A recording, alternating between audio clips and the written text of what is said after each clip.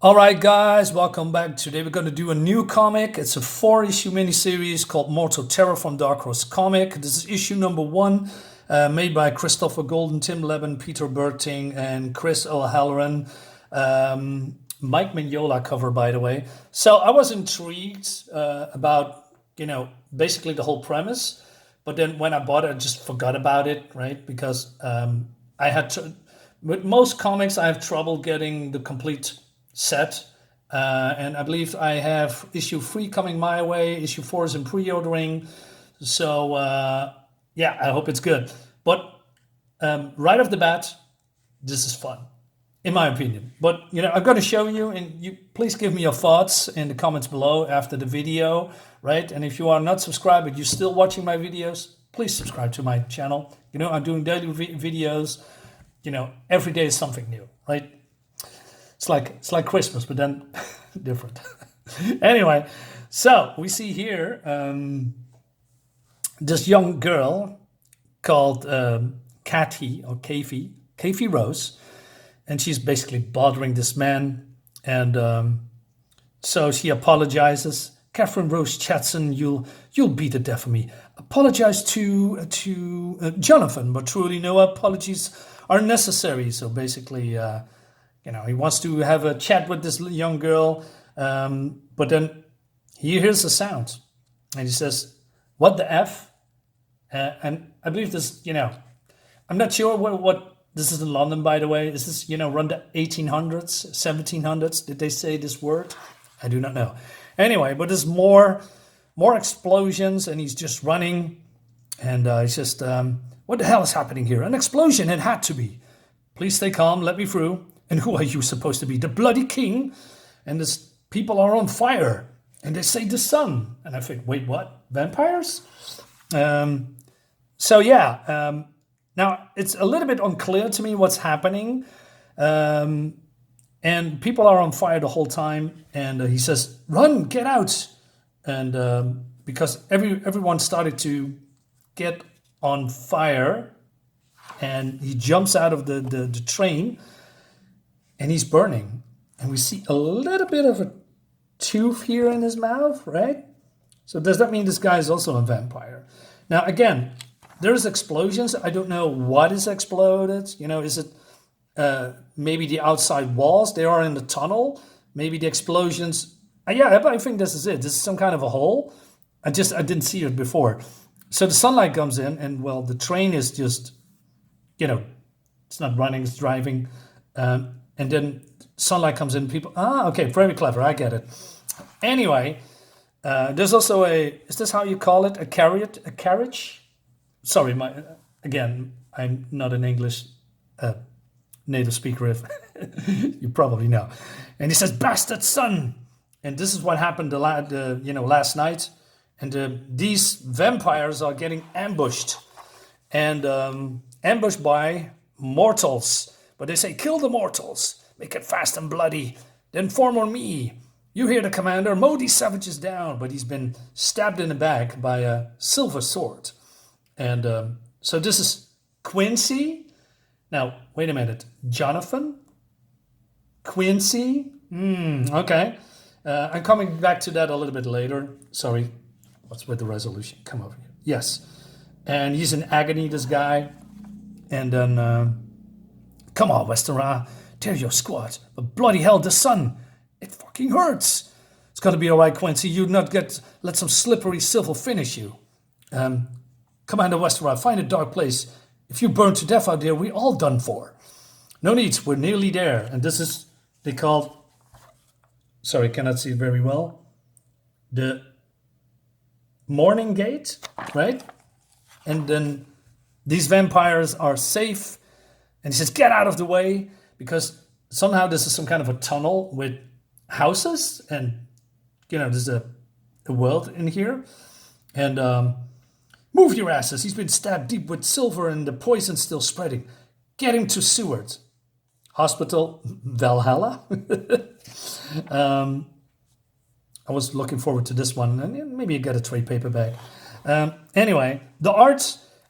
this is really Dark Horse. This is really, when I think of Dark Horse, I automatically think of Hellboy, Mike Mignola, and that this encapsulates everything that he has done in the past. So when I saw a couple of preview pages, I think, yeah, this is good. It gets me Mike Mignola vibes. I need to get it. Also, like the muted colors a lot. It fits perfectly in this world. Bright colors doesn't do it in here. And Mr. Harker. Wait a minute. Jonathan Harker is a vampire. Okay. So he comes in and Johnny, you look fucking terrible. This woman says. And this is Dr. Lady Godalming. I feel it, he says. We feared the worst. I was the only survivor, Charlotte, and entirely as bad as you think. As soon as the noon cave of the train explosion, His Majesty was rushed to a deep shelter. Here, take some red. Why not say blood? The king should hear what I have to say. There was an attack by mortals in the heart of London. Again, looks great. Mike Mignola has something with skeletons, and so I like that a lot. And she says, there you go with that forbidden word. Even with everything you and Lucy Westenra have experienced, no one respectable speak it out loud. Here's my report. The mortals are attacking outlying ranches. The overground attack was an attempt to assassinate me by mortals. But she has trouble believing that, right? Because it seems that mortals in this world are a myth. Now, and I think to myself, what do you mean a myth? I mean, do you need to drink blood? Where did blood come from? Anyway, she says these mortals are just a myth. There is no danger to our populace. So this guy is Quincy going to the doctor, and he says, I need 10 pins of red, a transfusion kit, scalpels, and a bone saw. And so Westenra comes in, Captain. He said, Lord Godalming would like a debrief. This brave bastard saved my skin more times than I can remember. Do more than try, Dr. Seward. All right. So we have this plague guy comes in and opens it up. This probably are his ribs. He says, the pain will go away, my friends. A story to tell around our campfires to come. So this guy's now done. And he's now a little bit quiet. He needs to heal. But then we go to another patient. So this is some kind of a, how do you say, psychic ward, I guess. And this guy is Renfield. Now, all these names are particularly probably familiar to you because Jonathan Harker, Renfield, Quincy Harker, are, in fact, characters from the Dracula mythos. And those are basically the ones that battled Dracula. They were human. But it seems in this universe here, if you can call it this reality, it seems that the people that were once human are vampires here, which is pretty interesting. So Renfield, who's now a black man, is crazy, right? And Renfield, I believe in those black and white Dracula movies, vampire movies, or even the color that come after that, was more like a lackey, that's been, I don't know, hypnotized mostly, or even bitten but not turned by mostly Dracula, and he's doing he's doing whatever his master tells him, right? That was Renfield back in the day. And so he is pretty slim and can crawl through caverns and tunnels and all that stuff, and then he's looking. He is a worm. This R.W. Renfield. He squirms, he watches, he listens. He knows more about Dr. Seward Asylum and Dr. Seward's patient than even the good doctor himself. So Dr. Seward is here. I said, you're a fool, Seward, says this woman. You cut me, mutilated me, nearly killed me 12 times, trying to prove I'm a mad woman for saying I used to be one of you. I'm a vampire, Madeline. You're a mortal savage, an insane one at that, and my purpose. Go to hell, Seward. You know the truth deep down, that I returned to my natural state, and every single of you vile vampires used to be mortal too. I'm sure that's something I would have recalled. So, wait a minute. Vampires were once upon a time, mortal. Is she implying that vampires can turn back somehow into mortals? Now that is interesting. Um, I wager your precious eternal king knows the truth. How dare you speak of him? Be silent! Or what, you heard me? It's all you know how to do. Your king knows the memories fade away in your cold dead minds, the beauty of the sun, the beauty of life, and says, guards, sedate her. And for your own sake, be careful of her teeth. Now, I was wondering, what do you mean with that? I mean, she's a human. She's not a vampire. Ah, the beauty of the beating heart, he says. Love the shadows here. You know, it's well done. It's very dark. I like that. So, meanwhile, Mr. Harker, is it Jonathan? Yeah, Jonathan Harker is still trying to convince this woman that mortals are in danger. And she says, that's enough, Johnny. Friendship only goes so far. You just have told me that Westenra squad was ambushed in Coventry. I have reports of increased movements in Scotland, and we lost all contact of the Isle of Man. You know the king's feelings on this, Mr. Harker. Oh, it's Mr. Harker now, is it? Charlotte, use your head. I had to cover up 6 sun suicides in the past 2 days, all but one which I'm certain were murder.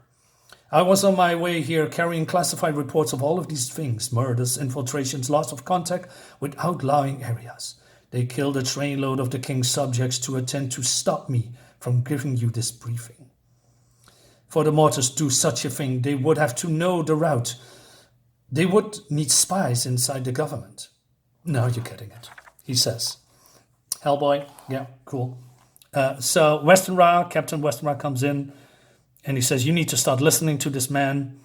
And he says, holy hell, I can smell the sun smoke on you. And she says, yeah, well, it'll take ages to heal. We're talking about Quincy because they extracted the silver from his body. There is no getting around anymore. He is drawing desperate mortal factions together. Gods be damned. We won't be able to keep people in the dark forever, Charlotte. There are only so many times you can report another attack by road kings, mortals. I'm afraid you're going to have to learn to say the word without a tremor in your voice. The king knows there are still mortals, but he's old and shielded by his position. To him, they mindless savages he used to slake his thirst now and then. She talking about Dracula? So she says, I need to prove that they present real danger. We must make him see. So bring me one. Bring me a mortal. All right. Interesting. Madeline is still it's getting tied up. Go outside the sun and see this. Go outside and see the sun, bastard. I told you. I used to be one of you. And she says, so the woman says, bring me the mortal, we can torture the truth out, so we can show the king there is something coming to London that's not a myth, someone we all should fear. So the doctor says, as for you, Madeline, consider what will happen to you if you are no longer useful to my research. Coward, come here and let me bite you. You learn all the truth you're seeking. Muzzle if you are need to, Wilkins. All right. Cool. Renfield is going back and he wants to see Gabrielle again, and he's crazy, right? Be his ears, be his eyes, Renfield. That's what they said. Serve him and he'll let you be with Gabrielle again. You'll be warm like her. She will love you again. You walk in the sun together, hot-blooded, all in the name of the master. And he says, I want to walk in the sun. He says, hey, prepare some sedation for him. The sun, sun, beautiful sun. Yeah, he's crazy. Meanwhile, we have Westenra and Dr. Harker walking. Bruce, he says, I could catch one, she says, if I could drag one of those. Mind your tongue, Lucy. That's not a work for the casual use. The woman's a bloody fool. The woman's a bloody politician, and you know Holmeswood's no fool. She's simply juggling reality with the world of politics. And if it takes a life mortal to spur the things into action, then we will bring him one. So she says, hey, I bring a couple of guys and we go in tomorrow. But then Jonathan says, no, you need to heal. You're not going anywhere. And she says, keeping a mortal alive is dangerous. Let's meet at nightfall and plan our next steps. For now, I must go to Mina. And then what? Mina is also here? That's great. But then it sees that Westenra is a little bit jealous. He says, bless her. She's such an innocent in these matters. That's why I know, Lucy. And Mina loves you too. Sure, she loves me. You're a lucky bastard, Jonathan. Go to your love and give her a kiss from me. I love you too, Lucy. Maybe Lucy is, in love with him. I break you, Harker. Okay, so he goes to Lucy and she's very happy that he's back and she heard all the stories, what's happening, and fearing for his safety. And she says, the idea that you were lost to me, I was too much to bear. Mina. And she's in heat. And he says, Mina, we mustn't until we are properly. And then he's almost succumbed to the lust. And she says, oh, Johnny, please. My fault. I let us get carried away, but we must wait until we're married. I love you, Mina, with all my heart, and very soon we shall blood with all the passion a husband and wife deserves. Skeleton Man, Mike Mignola's signature, right? So he goes away. Always so proper, dear Johnny, in control and so cold. But there is warmth in the shadows, heat, and it calls to me. He calls to me. So she looks outside. Mina Murray, I know you're yearning, but you know I cannot cross your threshold without an invitation. Then come inside, my dark man, come inside. Wow, this is great. It's everything reversed. Now, coming back to this, is this Dracula? So then who is the king? Not only that, I mean, in the movies or even in the novels and the books, you cannot come to in the person's house as a vampire unless you are invited to. But Mina here is a vampire. So that rule does also apply to vampires then. Or is this now the other way around, that he needs to invite a human? Because he says, there is warmth in the shadows, heat. So not cold, like vampires. Very intriguing. Very intriguing. I like this a lot. I like this very dark, twisted tale of, vampires, living in caves and catacombs and all that stuff. And then humans are basically the threat to their survival or something like that. Also, there's a letter column here. Looks great too. But it has some spoilers in here that I wish I didn't know. But on the other hand, if you read this, particularly the last scene a little bit, you might know who this guy is. But, they're giving me here the spoilers, which I don't like. And it doesn't, and you can say, well, what does it matter, right? If you are, well, it matters because I have issue number 2 lying around, but I only do reviews. When I read, let's say I'm doing this review now, right? But it means that I've read this comic just a moment ago before I just, do the review. I always do that. So that means I'm not going to pick up issue 2 until I do the review. And that is coming into probably a month, 4 weeks or so. I mean, I have always a month in between because mostly comics are monthly too. So I think, yeah, sure, why not? Sometimes it's a little bit earlier, sometimes a little bit later. But I try to do monthly reviews when it comes to continuing the series. But yeah, overall, I like this very much. I like the art. I like the muted colors, right? Little bit of a,